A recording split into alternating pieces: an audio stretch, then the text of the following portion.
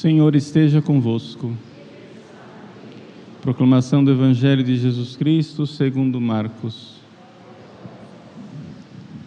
Naquele tempo os apóstolos reuniram-se com Jesus e contaram tudo o que haviam feito e ensinado, e ele lhes disse: Vinde sozinhos para um lugar deserto e descansai um pouco. Havia de fato tanta gente chegando e saindo, que não tinham tempo nem para comer. Então foram sozinhos de barco para um lugar deserto e afastado. Muitos os viram partir e reconheceram que eram eles.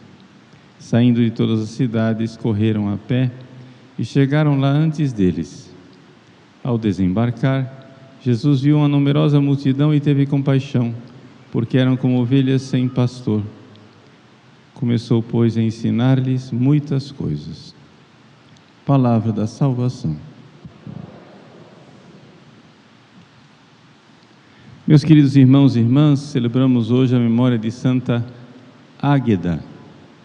Águeda viveu no ano de 250, mais ou menos, depois de Cristo, numa cidade no sul da Itália.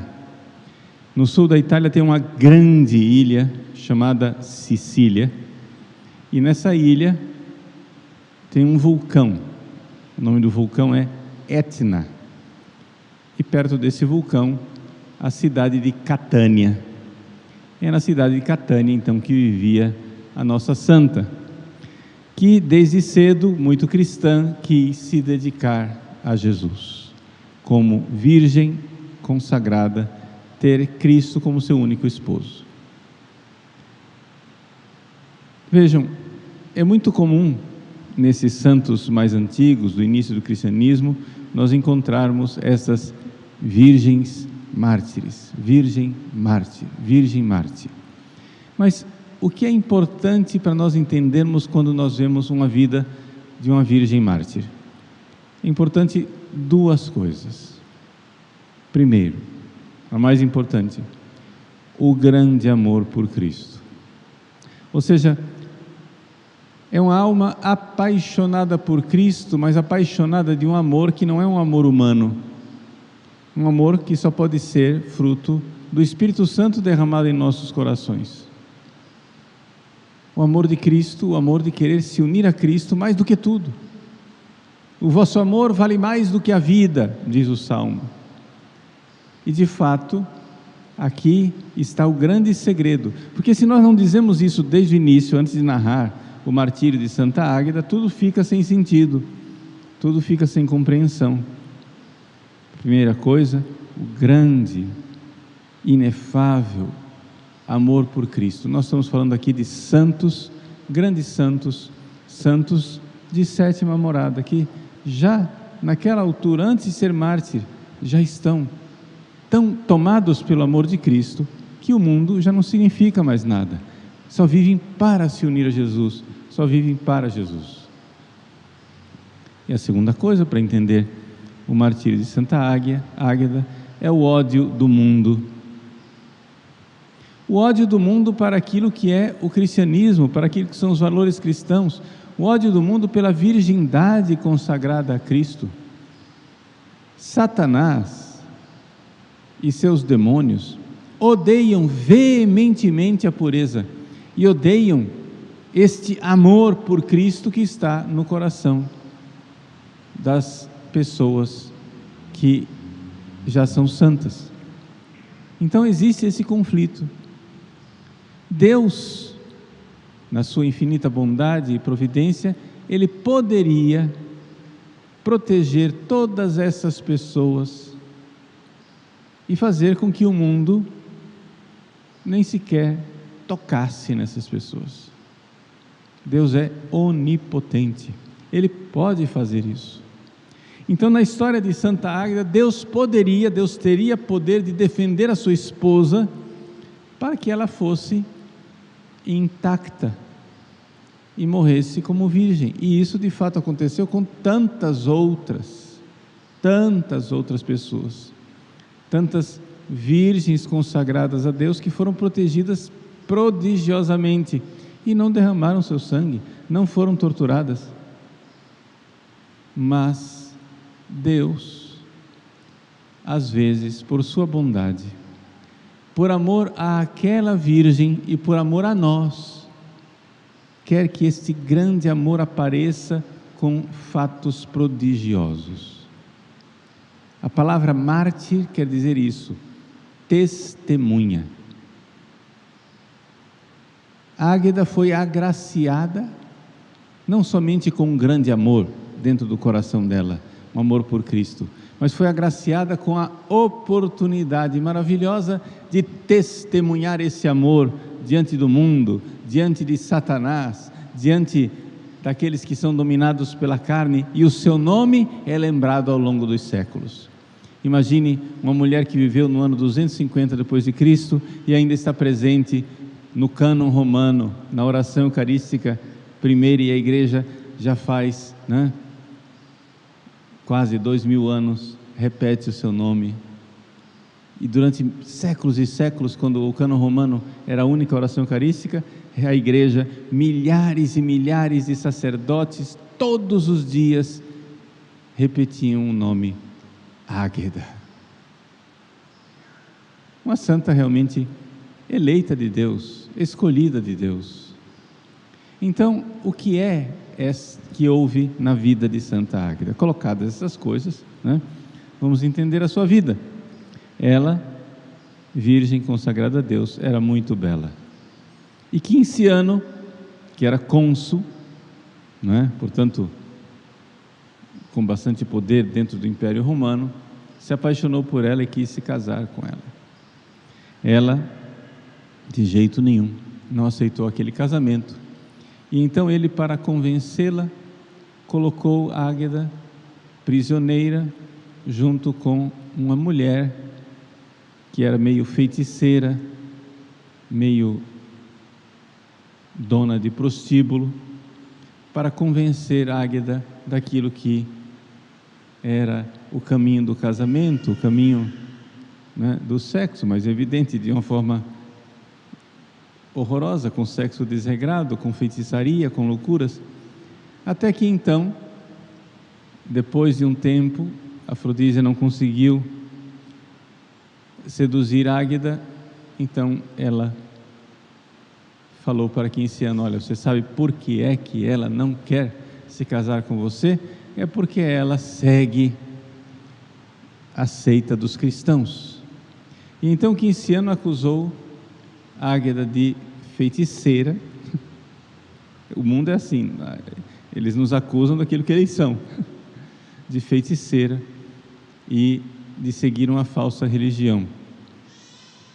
Ela foi então aprisionada e durante todo o processo fizeram de tal forma que Águeda renunciasse a Jesus. Ela, evidente, permaneceu muito firme, cheia de amor por nosso Senhor Jesus Cristo, e quanto mais o santo atesta e testemunha o seu amor por Jesus, mais vai aumentando o ódio. A gente vê claramente que essas pessoas que realizam essas torturas e martírios nos santos, eu não tenho dúvida que, na maior parte dos casos, as pessoas estão literalmente possessas. Ou seja, é tanto ódio irracional e louco que aquilo não pode ser a maldade de um ser humano. Isso é uma das coisas que a gente tem dificuldade de entender, é o tamanho da maldade, o tamanho da malícia, a ruindade dos demônios. As pessoas, assim, acham que são diabinhos, alguma coisa assim. Não, gente, a malícia dos demônios. E se os demônios não nos destroem agora, nós que estamos aqui falando nesse momento, existe neste momento uma legião de demônios furiosos de raiva, com raiva mais destruidora do que uma bomba atômica, olhando para esta missa e querendo acabar com isso aqui. A destruição de uma bomba atômica é nada diante da destruição que os demônios gostariam de realizar nesse local agora. E por que é que eles não fazem isso, Padre? Porque eles não podem. Porque Jesus os impede, porque eles estão amarrados. Agora acontece que de vez em quando, para que nós enxerguemos a malícia dos tentadores, para que nós enxerguemos contra o que é que nós estamos combatendo, nosso Senhor então agracia um santo, lhe dá um amor extraordinário, maior do que tudo, e então permite que o diabo manifeste um pouco da sua raiva para que a gente veja e fiquemos fortalecidos no combate. Entendamos, não é uma brincadeira, porque a maior parte das pessoas anda nesse mundo com a brincadeira. A maior parte das pessoas anda nesse mundo, aí acontece uma coisinha e a pessoa, ai, por que Deus permitiu isso? É o contrário. Que maravilha que Deus não tenha permitido milhões de coisas piores. Ele deixa passar um pouquinho, um quase nada, para que a gente perceba a maravilhosa e divina proteção com a qual Ele nos protege. A Ágada então foi torturada, foi colocada no cavalete, aquele instrumento de tortura que puxa a pessoa para vários lados, etc e tal, né? E ali, torturada com ferros quentes, e finalmente fizeram também a mutilação dos seus seios. Nesse estado horroroso de dor e de sofrimento, Ágada tudo suportou, amando a Jesus, e evidente aqui está o milagre. O milagre está nesse amor.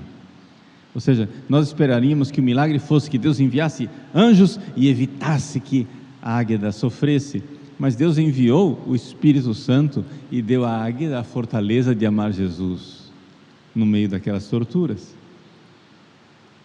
Esse é o milagre que Deus fez. Ela então foi deixada no calabouço, abandonada, sem assistência médica, esperavam que ela morresse. No meio da noite aparece São Pedro e um anjo que ungem Águeda com óleo e restauram o seu seio. E ela fica então milagrosamente curada. É evidente que isso converteria qualquer pessoa, um milagre desse tamanho. Mas, quando a pessoa está possessa, acabou, ela não tem a liberdade de se converter, ela é instrumento de Satanás, e então, porque Satanás não se converte. Isso aqui é outra coisa que as pessoas têm dificuldade de entender. Tem gente que acha, por que a igreja não reza para o diabo se converter? O diabo não vai se converter, gente, isso não existe, né?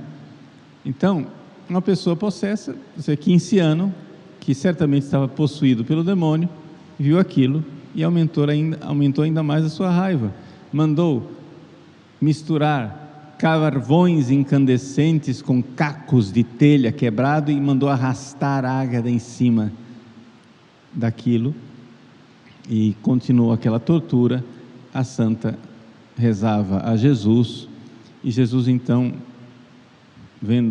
querendo poupar o sofrimento da sua esposa, que já tinha demonstrado suficientemente seu amor e a sua perseverança, fez com que o vulcão Etna desse sinais de erupção e houve um grande terremoto.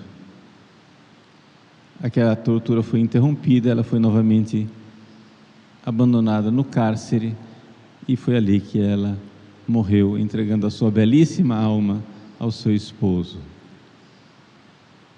Meus queridos irmãos, Jesus sabe de nossas necessidades. O Evangelho de hoje nos diz que Ele olha para nós e tem compaixão de nós, porque somos como ovelhas sem pastor. Esse pastor quer nos dar o seu amor, para que nós, como Águeda, possamos amá-lo e sejamos invencíveis. A grande proteção de Cristo é esse amor infundido em nossos corações, porque o único e verdadeiro mal é nós deixarmos de amar a Jesus e nos perdermos no inferno. Somente eu posso me fazer o grande mal. As legiões infernais nada podem fazer contra mim. O mal verdadeiro eles não podem me fazer. Se nos perseguem, torturam, esquartejam, isso não é o mal verdadeiro. O mal verdadeiro é nós perdermos o céu e merecermos o inferno, meus filhos. Esse é o mal verdadeiro. E as mais loucas e enfurecidas legiões infernais nada conseguem fazer, não conseguem nos levar ao inferno, a não ser que nós consintamos com o pecado.